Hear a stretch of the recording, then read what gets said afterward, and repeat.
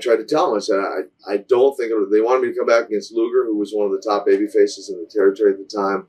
He was the U.S. champion, and the angle would be that I was going to present him with a brand new belt that they had just made, and we were down in Phoenix, Arizona, for one of the live shows. And, I presented to him and whacked him over the head with it, and half the crowd cheered. I'm thinking, wait a minute, this is their good, this is one of their baby faces.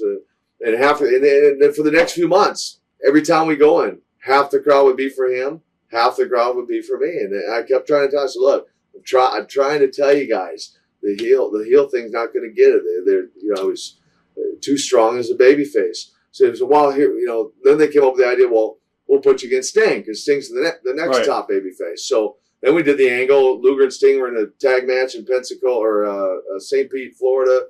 Another live big show. So it was Luger and Sting against the Steiners in a tag.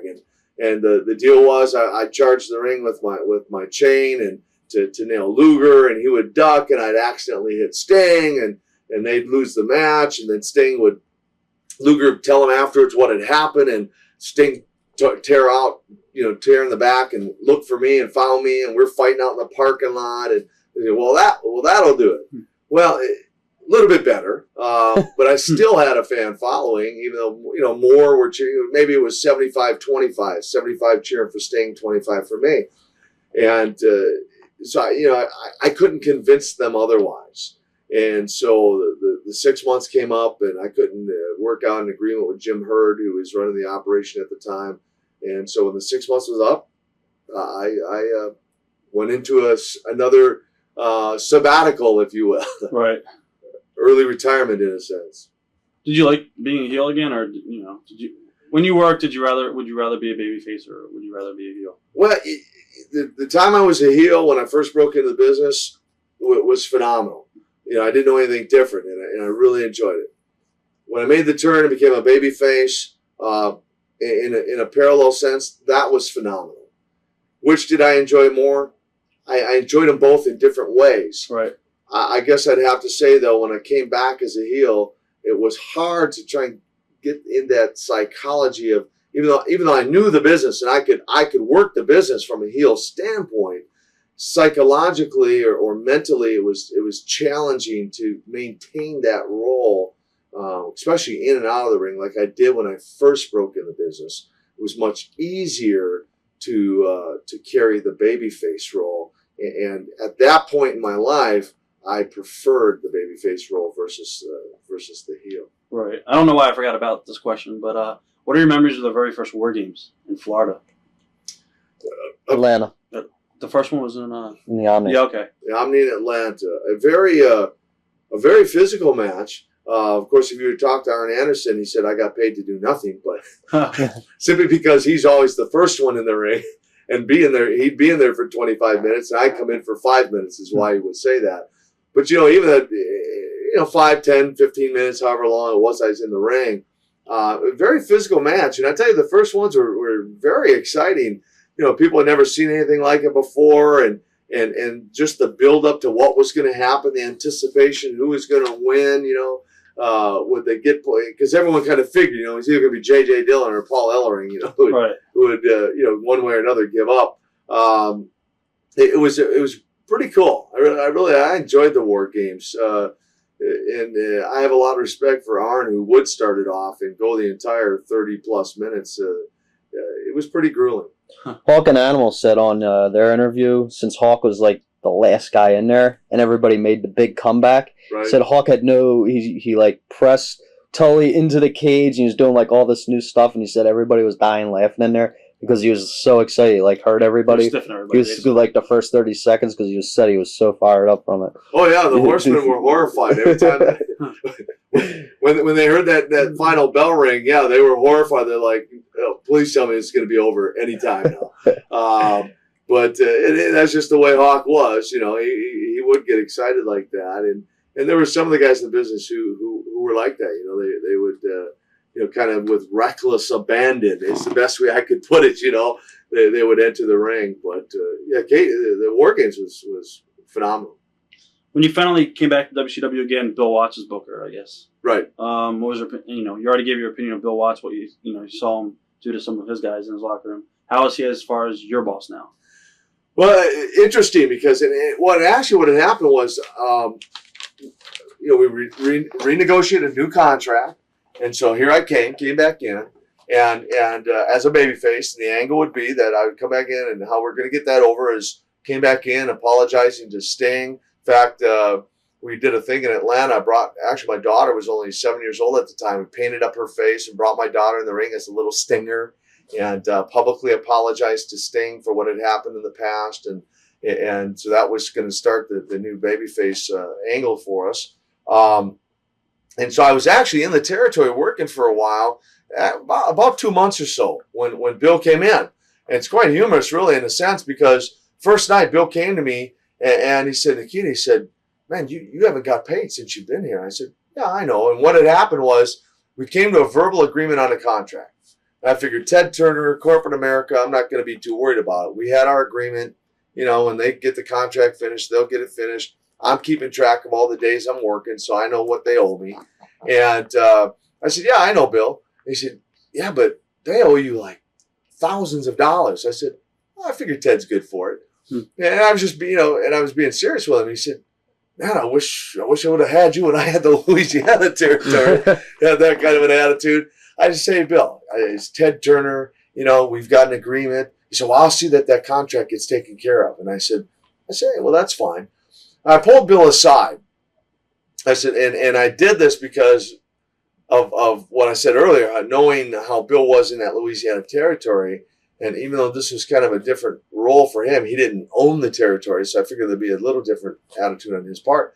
I pulled him aside in a very respectful, cordial way. I said, Bill, I need to share something with you, just right up front, right from the start. You're my new boss, but here's the deal. I said, I'm here as a favor to somebody. I don't need this business. So don't get me wrong. I said, I enjoy it, but I don't need it. I can do other things. Bill, I've got a college degree. I own several health clubs. I've got a diversified investment portfolio. So in a respectful way, I was saying, Bill, please don't treat me like you. I've seen you treat a lot of these other guys in the past, because I won't put up with it. I'll walk. I'll be gone. And I wasn't trying to be a prima donna or anything, because anyone will tell you that when I stepped in the ring, any fan I think would tell you that when they left the building that night, if I was on the card, they know they got 110% effort from Nikita Koloff. That was one of my things, one of my goals. They were going to get their money's worth. If I don't care who else they would talk about Nikita Koloff, they'd have to say, we got 110% effort. We got our money's worth with Nikita Koloff. And so, I told them, and many of the boys would say, many of the boys said to me, in fact, they said, Nikita, this is all I know how to do. And I look at them and I tell them, I'd say, you know what? Life's too short. There is life after wrestling. No, you don't understand. This is all I know. So I said, well, I can do other things, and so can you. And I hope one day you'll change that attitude. So what I was really just saying to Bill was, let's keep it on an even keel, Bill. And I think I gained his respect that day, and not one time in the territory. And in fact, I remember, again, Philadelphia seems to be coming back into play here, but I was in a town, we were in Philadelphia, and we were in the building, and a couple guys had a tag match. I'm not going to name their names, but he was in the room with them, and I was on the third floor, and they were on the first floor, and he talked to them like they were dogs. And I remember saying, if he ever talks to me that way, I'm out of here. And he never did. And I respect Bill. I respect Bill. I respect him for what he did. He did not have an easy job. And even when he owned the territory, I can understand the pressures that were there. But I think I gained a great respect for him. Do you think he was in over his head when he was with WCW? When we did an interview with him, he said that, basically his hands are tied with a lot of aspects of the company, and it was a lot of corporate things. Ole Anderson was against him, so to speak. Sure. And anybody in that position, whether it was Dusty Rhodes, Bill Watts, I don't care who it was for the most part in that era anyway, when I was there, best way I could say it is they were a puppet. Right. They gave the impression that they were, running the organization, but the truth be known, they were not running the organization. They were just a front man, if you will. or let me even say a fall guy. Because if it didn't work, then you could point the finger at Bill or at Dusty. Hey, if it did work, well, okay, maybe they got some credit, but the front office, would ultimately get the credit for it. And so he's right. Yeah, his hands were tied. In fact, in my personal relationship with Dusty, as he was the booker, he oftentimes would say to me, Nikita, my hands are tied on this thing. He said, Nikita, you wouldn't believe it. I mean, to go from booking for Jim Crockett, where Dusty pretty much did run the show, to booking for Ted Turner, to where they had the corporate office, Dusty said, I can't even leave my office and walk into the next office next door and make a comment to anybody. I have to put it on paper and send a memo to the office next door if I want to say something. Everything has to be written down on paper. That's a pretty challenging job. How did the boys feel towards Bill Watts? I've heard a lot of horror stories, and I've heard him and Scott Steiner almost went at it a couple times. Yeah, and again, I have to reemphasize, I pretty much kept private to myself overall, although, it's hard not to pick up on things or hear things and different things. Yeah, there were some of the guys that I vaguely remember the incident you're talking about when Scott Steiner really got into it with him. And, they were in some great shouting matches. And that was just kind of Bill Watts' style. That's just how he conducted himself. And so he did rub a lot of guys the wrong way. Overall,